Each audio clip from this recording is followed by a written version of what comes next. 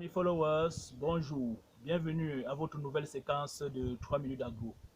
Aujourd'hui, je vais m'adresser à vous étant assis parce qu'il y a des situations parfois qui fatiguent. Il vaut mieux en parler étant assis pour avoir suffisamment une prise, pour ne pas perdre l'équilibre à un moment donné. Nous sommes en train de, je ne sais pas si je vais dire que nous sommes en train de sortir, du moins nous sommes en pleine crise de la tomate. La tomate est en train de créer des sérieux problèmes actuellement en ce qui concerne dans le secteur de du maraîcher pour la production de la tomate. Et pour cela, nous avons beaucoup de producteurs qui sont en déroute, certaines tentatives réussies de suicide du fait de la mévente de la tomate. D'aucuns disent, les avis sont partagés, les consommateurs, il y a un groupe qui dit, ok, c'est une aubaine, actuellement les producteurs nous vendent la tomate au prix, c'est-à-dire c'est au prix auquel on aurait dû nous vendre la tomate depuis des années. D'autres disent, ah, c'est pas bon parce que là, nous risquons nous sommes en train d'aller au devant des difficultés dans la mesure où certains producteurs vont sortir de la filière et la production va être compliquée. Du coup, la demande sera supérieure à l'offre et les prix vont grimper. Là, je dis, chacun va de son point de vue. Or, là maintenant, ce que je vais dire, c'est qu'il faut déjà savoir quel est le coût de production d'un panier de tomates. Le coût de production d'un panier de tomates tourne autour de 1500-1600 francs.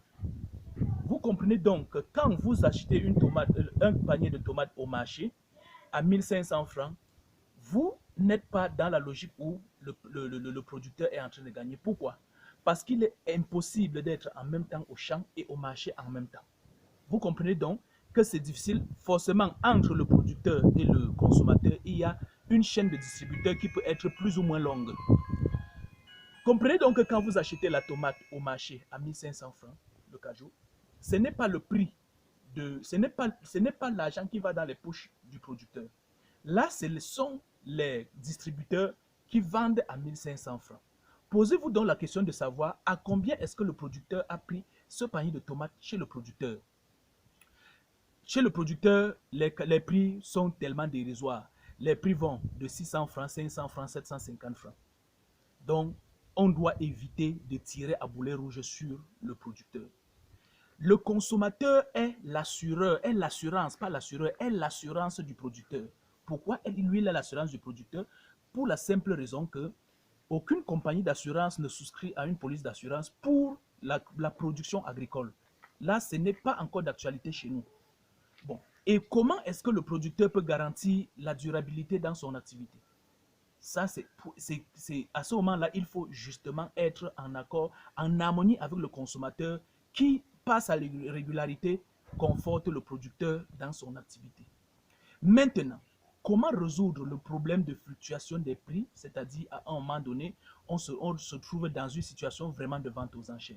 Moi, je vous l'ai dit, c'est un problème de chaîne de distribution.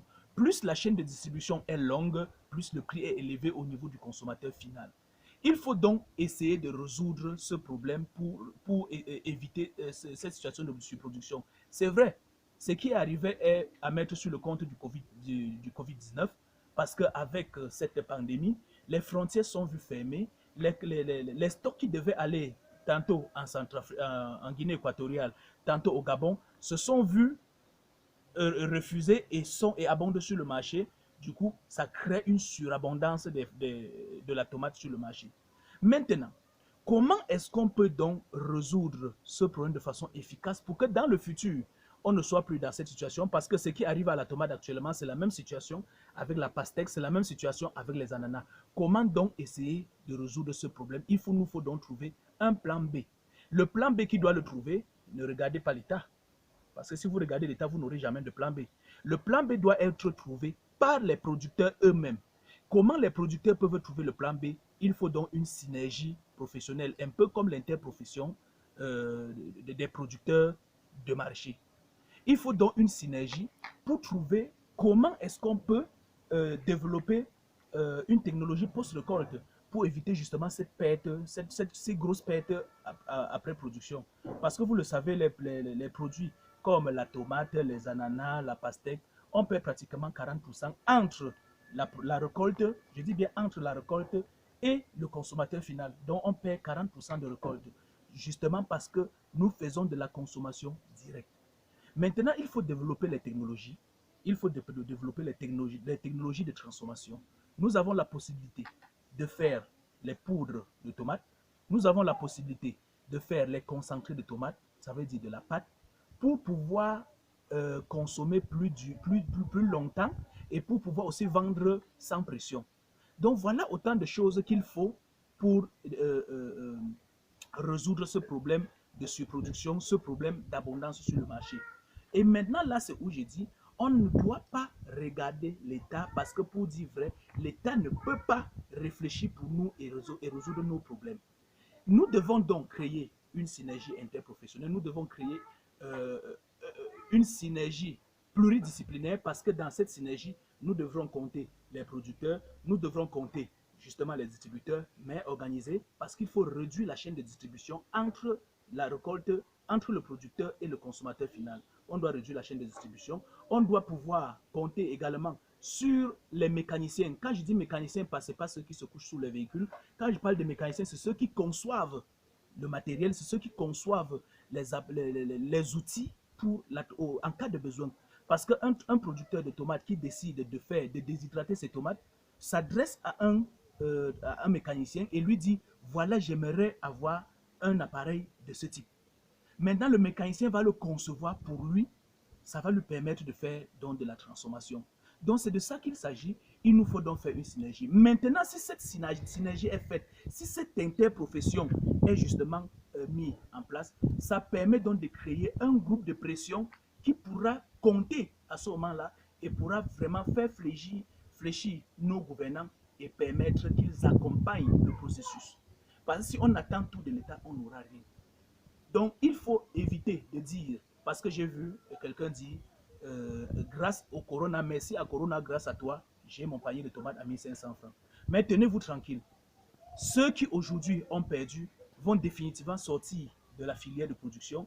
Et maintenant, ceux qui vont rester vont être, le nombre va être inférieur, donc la production va être faible. Et maintenant, quand la production va être faible, la demande sera forte, l'offre sera amoindrie, donc il y aura inflation sur le marché.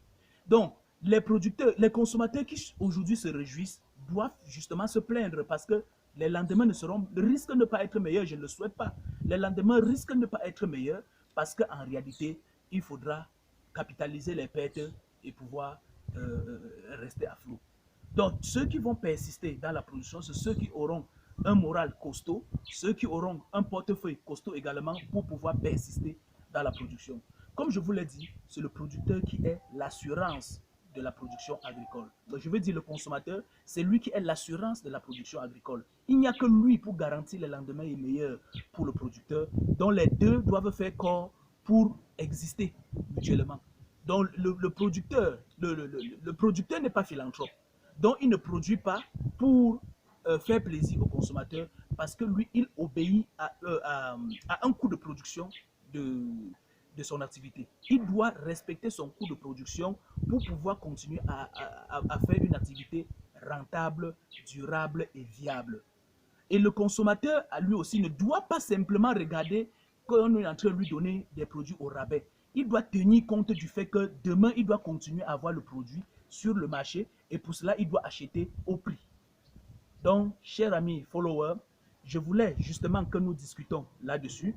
Et pour cela, j'ai fait un appel, j'ai lancé un appel pour que les gens me rejoignent, que les acteurs me rejoignent pour que nous discutons justement autour de cette situation pour envisager les lendemains meilleurs. Et j'ai créé le concept 10 millions de producteurs. Quand je dis 10 millions de producteurs, ce n'est pas seulement les producteurs agricoles, il y a aussi les producteurs de machines, d'appareils, ainsi de suite.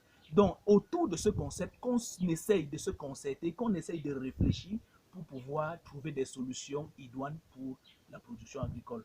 Vous savez, notre économie ne peut véritablement être solide que si elle base ses forces sur l'agriculture. Et si l'agriculture aussi a les pieds fragiles, nous allons droit dans le mur. Chers amis followers, je vous donne rendez-vous prochainement pour une autre séquence de 3 minutes agro. Ciao, bonsoir.